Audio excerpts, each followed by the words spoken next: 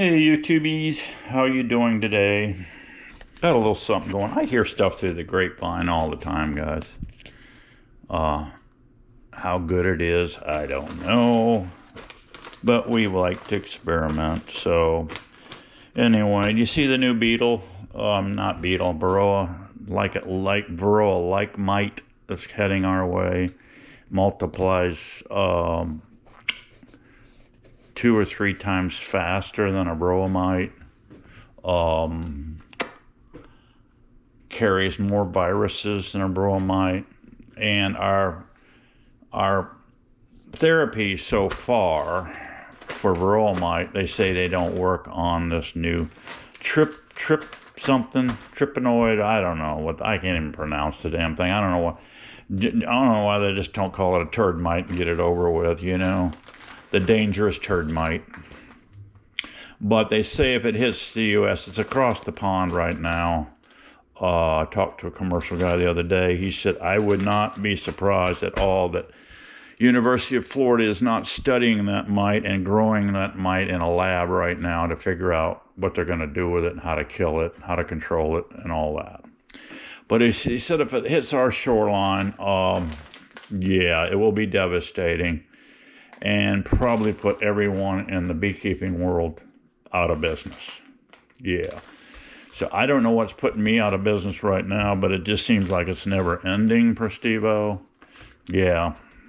Anyway, here's a thought I had when I was checking out. See how nice and fluffy this powdered sugar is? Yeah. Confectioner's powdered sugar. Yeah.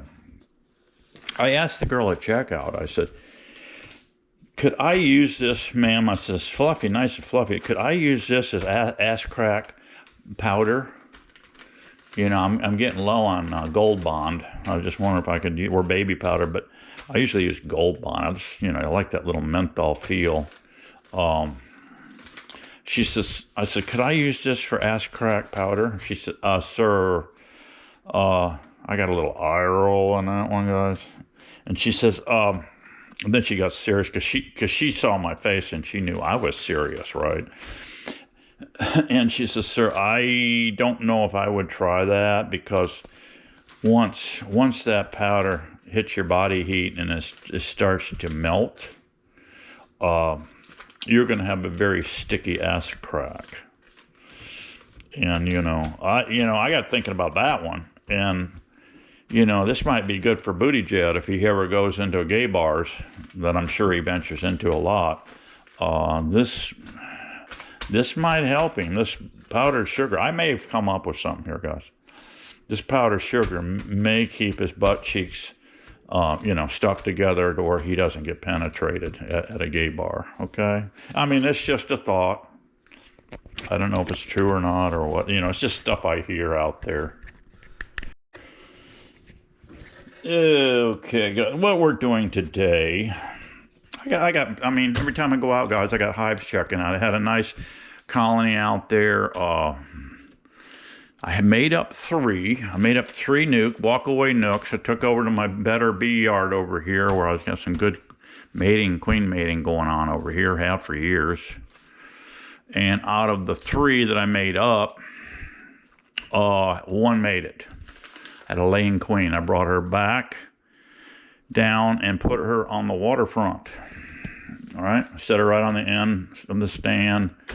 It was a 5 frame. I stuck another 5 on top of it, some empty frames so they could migrate up.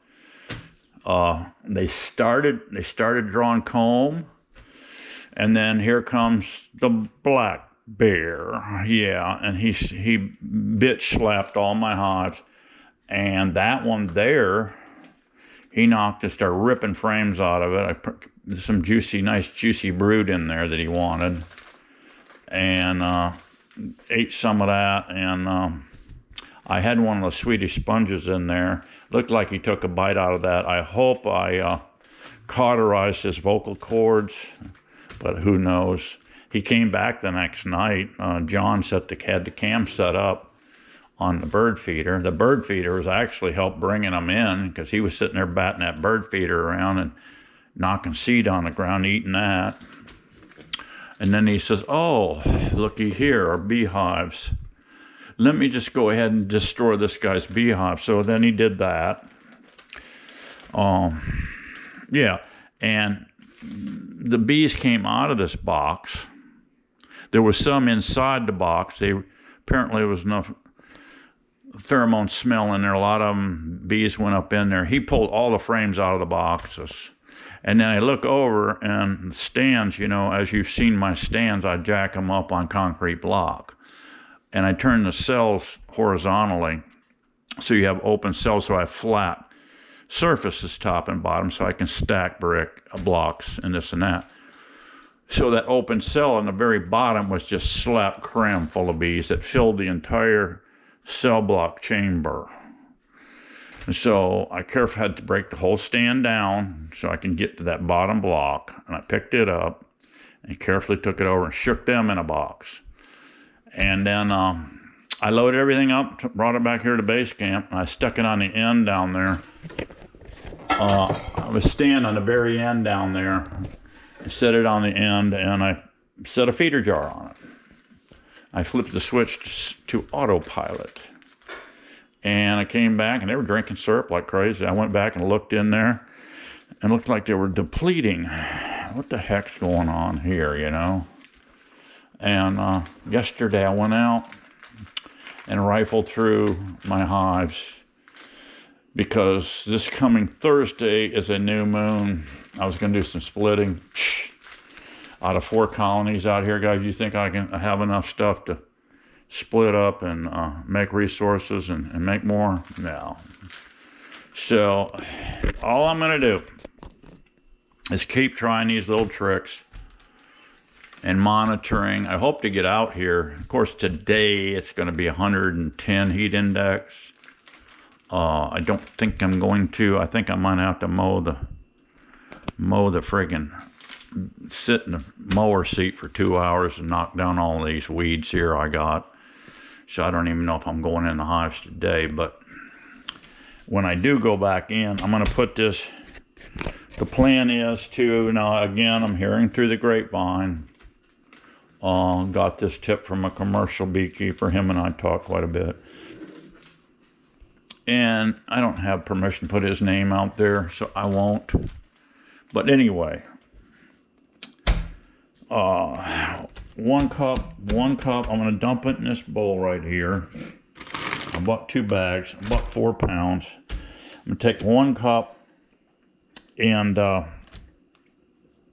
going to dump the powder in here, and then I'm going to feed out of this 1 cup at a time, and I'm going to put it in a quart baggie. Okay, I'm going to put that 1 cup of powdered sugar in this baggie. I'm going to take 4 teaspoons of oxalic acid and dump in the bag. Then I have a mixing bag then. Now I can mix this stuff up in the bag.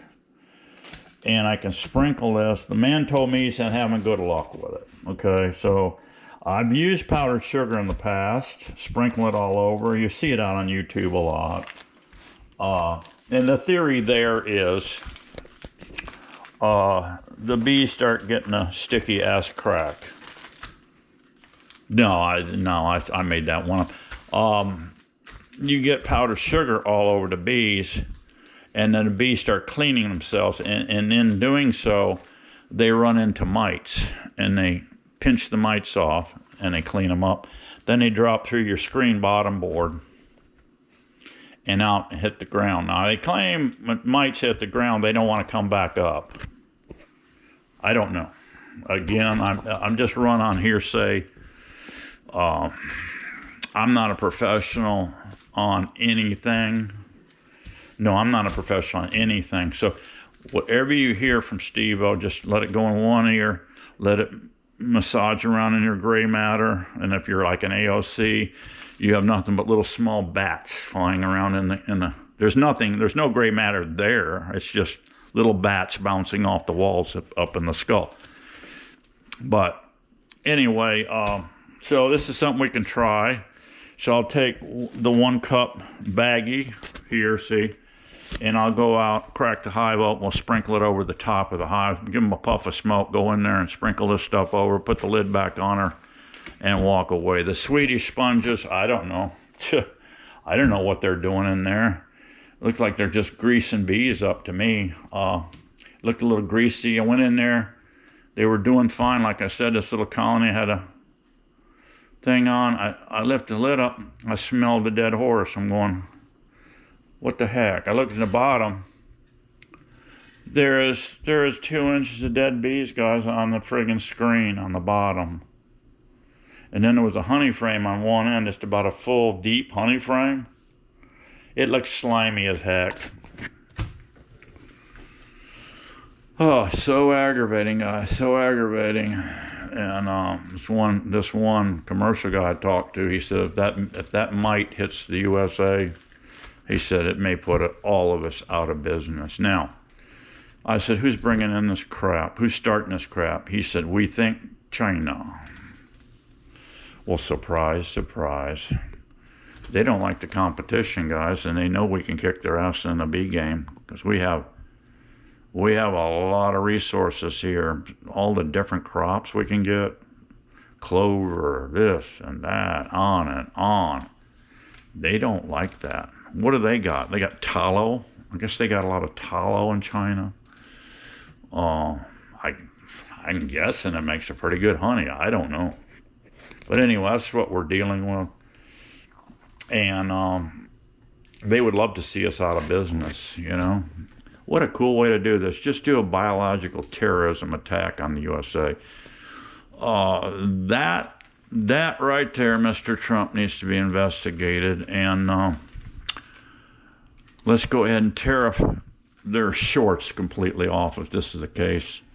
And let's go ahead and do some paybacks to every freaking beekeeper in the USA. We've spent millions of dollars combating these pests. And labor cost, it's off the chart crazy. I had none of this, guys. I had none of this in the 60s. Yeah, 63, Steve-O started playing with honeybees. Yes. We had none of this. We moved bees from... I worked with a commercial beekeeping company. Back in the day, it was called Phillips Honey Packing Plant. They were in Clearwater. I worked with Mark and Ricky. The old man owned the place.